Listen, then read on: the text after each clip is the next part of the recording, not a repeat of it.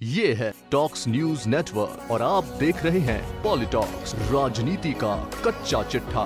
बीते दिन शुक्रवार को राष्ट्रीय लोकतांत्रिक पार्टी ने किसान मतदाताओं को लुभाने के लिए बीकानेर के श्री डूंगरगढ़ में एक विशाल किसान महापंचायत आयोजित की।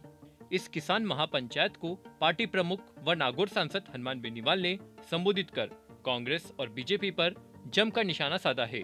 बीकानेर के श्री डूंगरगढ़ में आयोजित विशाल किसान महापंचायत को राष्ट्रीय लोकतांत्रिक पार्टी के मुखिया व नागौर सांसद हनुमान बेनीवाल ने संबोधित करते हुए अनेकों मुद्दों पर अपनी बात रखी।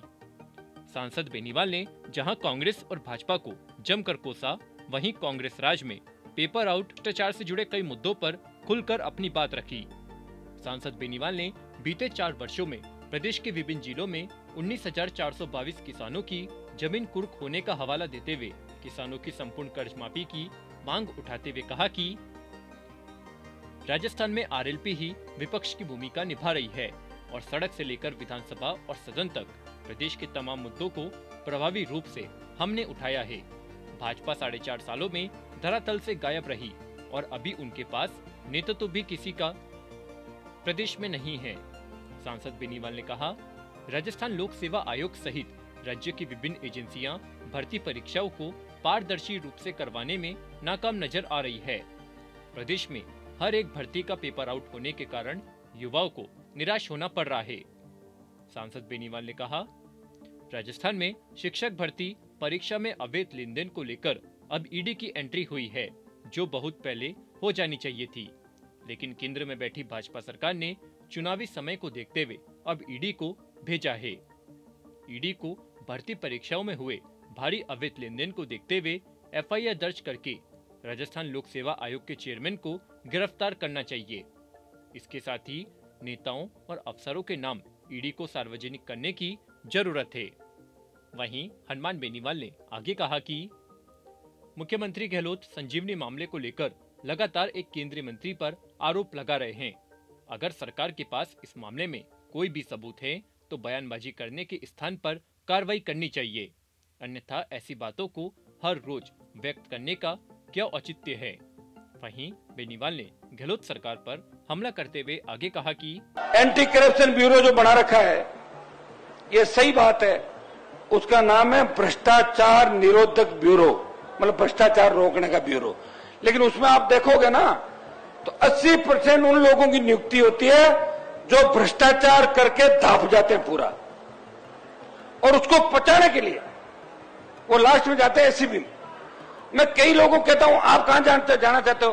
क्या मैं सिर्फ एसीबी में जाना चाहता हूं और अगली बार आपके पास आ जाऊंगा। मैं क्यों? कि क्या कि बहुत कुछ कर लिया, 100 करोड़ 50 करोड़ 200 करोड़ पचाए कैसे? तो घूम घूम के टाइम पास करना। एसीबी में चले जाए, कोई पकड़े नहीं, वहीं जाके बैठ जाओ। एसीबी की अगर जांच की जाए ना खुद की, तो 80% एसीबी में सारा भ्रष्टाचार वहीं मिलेगा। जगह जगह एडिशनल एसपी बिठा दिए, आपने चौकियां खोल ली। काम क्या कर रहे हो चौकी वाले? वो पहले ही कह देते हैं मेरे पास सारी सूचना, चुपचाप पैसे दे जाना। सारों की बंदी तय है राजस्थान के अंदर। इसको कौन रोकेगा? मजबूत लोकायुक्त राजस्थान के अंदर बने, सशक्त लोकायुक्त बने। लोकायुक्त तो है यहाँ पे, मैंने लोकायुक्त की रिपोर्ट पढ़ी थी। उस लोकायुक्त की रिपोर्ट के अंदर लिखा हुआ था 12 मुकदमे कि मुख्यमंत्री पे एफआईआर दर्ज की जाए। लोकायुक्त रिपोर्ट किसको करता है? सीएम को करता है। सीएम को रिपोर्ट करता है, रुक रहे, सीएम को रिपोर्ट करता है, और सीएम खुद के खिलाफ एफआईआर कैसे करेगा बताओ मुझे? अभी मुझे कोई कह दे कि हनुमान जी आपको आपके खिलाफ कार्रवाई करनी, मैं कैसे करूंगा? आप बताओ मुझे। लोकायुक्त ने वसुंधरा गहलोत के खिलाफ 12 एफआईआर दर्ज करने की रिकमेंड करी, वो कैसे कर सकते हैं? अगर लोकायुक्त के पास शक्तियां होती तो लोकायुक्त खुद मुकदमा दर्ज करता और उन्हें सलाखों के पीछे डालता। सशक्त लोकायुक्त राजस्थान के अंदर बने, ये मांग भी राष्ट्रीय लोकतांत्रिक पार्टी करती है। भाइयों, एसीबी ने 2 सालों में 556 लोक सेवकों के खिलाफ परिवार दर्ज किए, लेकिन 514 अधिकारियों के खिलाफ इनके विभागों के मुखिया ने जांच की अनुशंसा नहीं की, मुकदमे दर्ज नहीं हुए। 500 से ज्यादा मामलों में ट्रैप हो गए, पकड़े गए रंगे हाथों, लेकिन अभियोजन स्वीकृति नहीं मिली और कई मामलों में एफआईआर लग गई, और कई मामलों में जातीय दबाव बना के किसी जाति का व्यक्ति पकड़ा गया और उस जाति के नेता अगर मजबूत है और सरकार को लगता है कि जाति से वोट मिल सकते हैं और इस आदमी को फ्री करने से हमें 5 वोटों का लाभ मिल सकता है, एफआईआर दे दो। अभी जो स्वीकृति नहीं मिली तो इसमें कौन बदलाव करेगा? हम मांग करते हैं कि जो व्यक्ति ट्रैप हो जाता है उसे तब तक फील्ड पोस्टिंग नहीं दी जाए जब तक उसका फैसला नहीं हो। अलग अदालतें जरूर बनाई है लेकिन अदालतों में सूचियां लंबी पड़ी है। अगर ट्रैप के बाद भी आप अगर सबूत मांगते हो और वेट करते हो और उस व्यक्ति को वापस फील्ड पोस्टिंग देते हो और 60 साल तक नौकरी करता है, उसके बाद आप क्या बिगाड़ लोगे?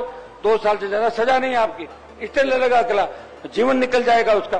तो कुछ न कुछ इस मामले में सरकारों को सोचने की आवश्यकता है। पॉलिटॉक्स ब्यूरो, जयपुर। ये है टॉक्स न्यूज नेटवर्क और आप देख रहे हैं पॉलिटॉक्स, राजनीति का कच्चा चिट्ठा।